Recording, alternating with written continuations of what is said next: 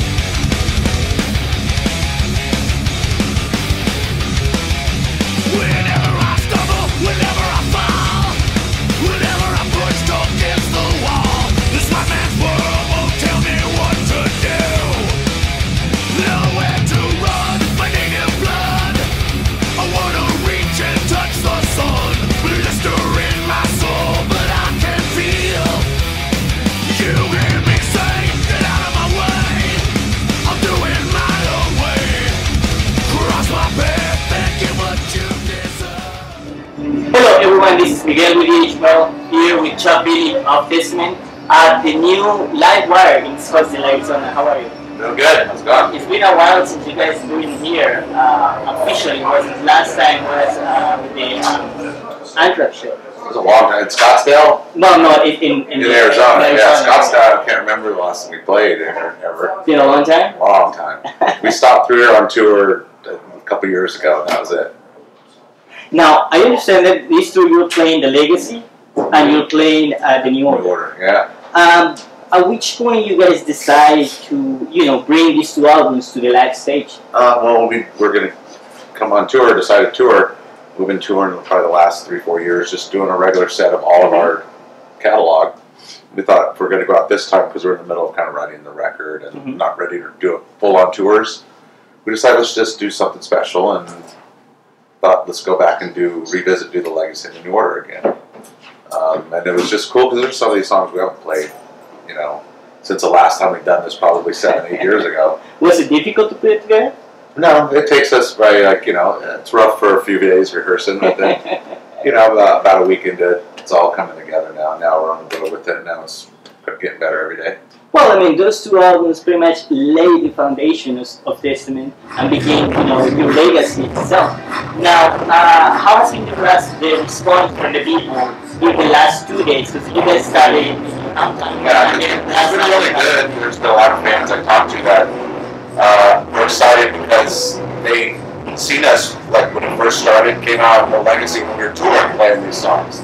And then I got to see them, and people have talked about, oh man, you took me back tonight, maybe remember the good old days, and metal was big and strong in the Bay Area and everything, and just in general. So it's been a good reception, and I'm sure there's a lot of new younger fans that probably don't know those records or got to see us perform like that stuff, which are kind of going cool. And now they really kind of understand what we're about, I guess, our history. Gotcha. Now, with the inclusion of Glen Hogan and Steve Di Giorgio into the Testament mix since the Dark Woods of Trash tour and also the album for Glen, how has been the dynamic on Testament? Did they change the dynamic of the band? Well, definitely live. I mean, I think Gene's probably always added another step further than when original Louis was playing. So he brings a different dynamic to the old songs, just the way he plays. And so does Steve. Steve, he just does his thing, And Gene and Steve have been playing in Death, so they've got history. They just came off of that tour right into this one. So they're nice and warmed up and they're, solid together. So it was great, having a good, strong rhythm section like that. So do you feel that now the lineup that has Testament, regardless if it's live or regardless if it's going to be the studio, is the right up? Yeah, this is it. This is it. Can't get better than Gene, can't get better than Stevie and Eric and all. So I'd say it's a good, strong lineup right now. Gotcha. Now, the album was released in 2012. It's been almost 3 years. And I hear rumors that you guys are writing. What's going on in that front? You guys are preparing an album? There are 5 or 6 songs demoed up. There's still probably a lot of tweaking on it, I'm sure. But hopefully over the next couple of months, being on the road, we get some time to just kind of mess with some stuff. Part of the last album was impressive on the part that you did the song in Spanish, first of all, and second, you put lyrics into the Native American heritage, which was kind of interesting and good. Is this record that's going to have something in the part of the conceptual label of the album? We haven't really thought about it. I don't think there's been a concept on this yet. We're just kind of writing songs because we haven't really sat with everybody, so we're just getting as much songs and me and Eric working together demoing. So it's still advanced, but it's early with the rest of the guys because they've been on tour. Me and Eric have been doing all the writing and demoing. What's that? So when will we see the album out? I don't know. I can't say a date, but it's just at this point in time in our careers, when it's ready, and at the end of the day, we're the ones who have to live with it for the rest of our life and tour on it. So we want to make sure it's ready, and we're fortunate to have Nuclear Blast really supporting us and not sweating us on it. Just like when it's ready, we know we'll be ready and we'll go. And so I hope towards the end of the year it's done and finished. Of this year? Yeah. Okay. Now you were part of the Metal Alliance tour or project that played a couple of shows. One in before NAMM, and the other one at the Shiprock. Yeah, the motorboat. The motorboat. Yeah. And they did the Shiprock. I didn't do that one. Okay. Yeah, but they did that one. So on that project, what is the idea? The project still is going on? It's going to be like something that for those two shows, for big shows? No, it was just something, I think, an idea. It started with somebody organizing it for maybe the NAMM show or something like that. And it kind of just grew into that and started becoming something where we could actually go on the road a little bit, do some shows, and I think now we're doing a record. So there's going to be a record, and they wrote all original songs. Okay. And are you part of that? Yeah, I sang one of the songs. Okay. Mark from Death Angels sang some songs, and so we're kind of going to see it around see a record for a come out. Yeah. Okay. So they'll probably spot at gigs as soon as that record comes out. Gotcha. If everybody's schedules work. Yeah, because it'll be kind of it's all over the place. Yeah. Well, I mean, I also learned that you recently found or create artist management company. Can you tell us about it? I mean, what it's Breaking Bands. This is the management company, Maria Ferrero and Johnny Z. Johnny Z actually owned Megaforce Records and signed. Maria is the one who signed Testament.